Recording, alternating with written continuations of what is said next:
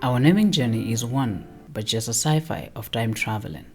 Back to a few years ago, and when I say a few years ago, I mean 4,000 years ago. So hang on to your hats or space helmet in this case as we embark on our journey.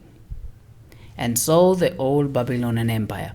This is between 2000 to 1600 BC. They came up with, and I quote, the name that we are using today. They believed the celestial bodies held religious and cosmological significance. And since the lunar cycle, and for those at the back of the class, lunar is the moon, the 28-day lunar cycle was divided into 4, 7 days to match this observation. Celestials that took the crown are Sun, Moon, obviously, we established that, Mars, Mercury, Jupiter, Venus, Saturn, Saturn with a U and not the falling guy you're thinking of. Then came the Roman Empire. They decided to change the names, and by changing, I simply mean renaming. They named each day after the planet and corresponding god they believed governed the first hour of that day.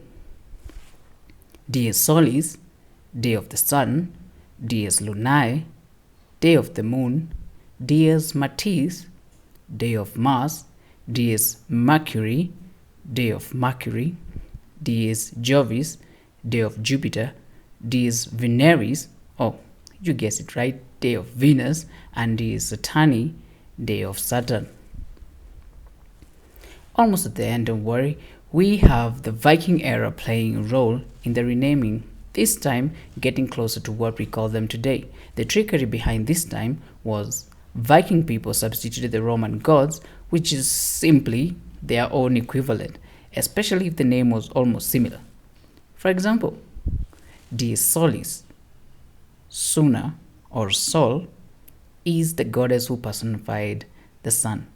Dies Lunae, changed to Mani, which is pronounced Ma-ni, is the god and personification of the moon.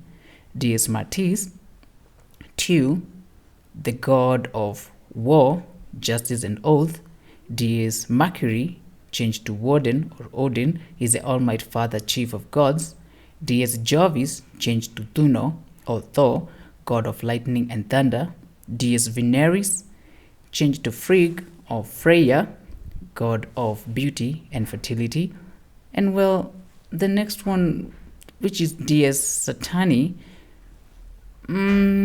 took a bit of a turn. You see, even Einstein of their time couldn't crack this one to match their gods, so it remained Saturn.